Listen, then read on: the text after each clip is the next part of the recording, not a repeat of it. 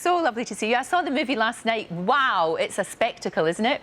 Oh, thanks very much, Lorraine. Very nice to talk to you. And yeah, it is a spectacular experience to go on this thing and to go across Europe. They tell me that Judi Dench, you wanted to cast her right away, and once you got her in place, then you got everybody else. Yeah, Judi Dench is the secret to casting movies, basically. You cast her, she's an actor magnet. Of course, she's obviously very badly behaved, as you know, Lorraine, but I think it's worth it. It's probably worth it, because she seems to attract people like Johnny Depp and Michelle Pfeiffer, who for some reason think she's ever so good.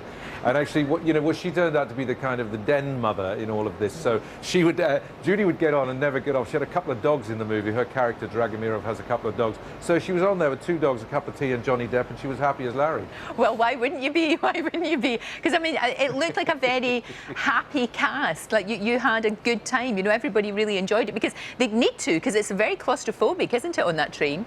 It is, and it's good to play the tension rather than have it. And yeah. No, it was really a tremendous sort of camaraderie between people. They like playing games. That's what kept them on the train sometimes. And there was a lot of mutual respect. The first time they met on the platform, so it's funny, I remember it just standing here now. They met on the platform, and I was on the train watching them all get ready to come on, and they were so sort of shy with each other. It was like first day at school. And then the first person up the steps was Michelle Pfeiffer, and she had tears in her eyes. I thought, Christ, we started, she's already upset.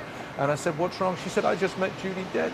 Wow, so even stars get starstruck. That's good to know. It's good to know. Now tell me about your Poirot. Your Poirot is a very different take on him. We get to know a lot more about him. You know, that he had a past life and he had a past love. It's very interesting.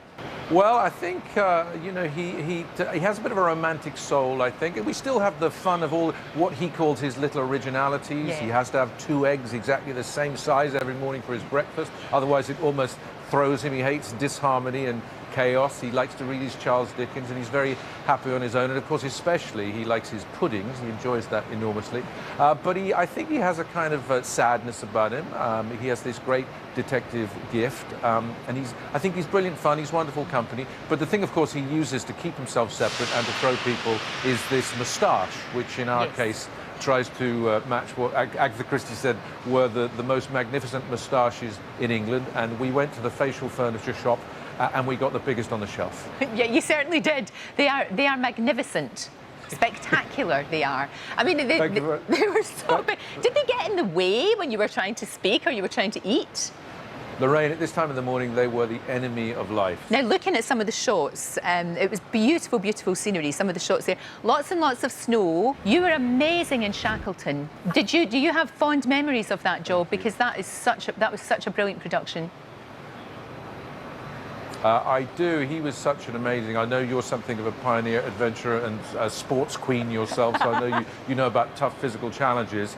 And, you know, he had an amazing guts. What was extraordinary from an expedition that really went wrong from the word go and could have been catastrophic and disastrous, that tenacity over 18 months in the harshest conditions in the world to survive, escape, return, and then bring all of the members of an expedition that should have completely been devastated home alive was really one of the most extraordinary examples of consistent, persistent human courage and spirit, and a pretty inspiring thing to play. And he's I think, inspired a lot of people. So it was. I have a lot of happy memories of that show. I bet you do. Well, I was in Antarctica in February, and they play that on all the expeditions. They actually play that, and in the bases.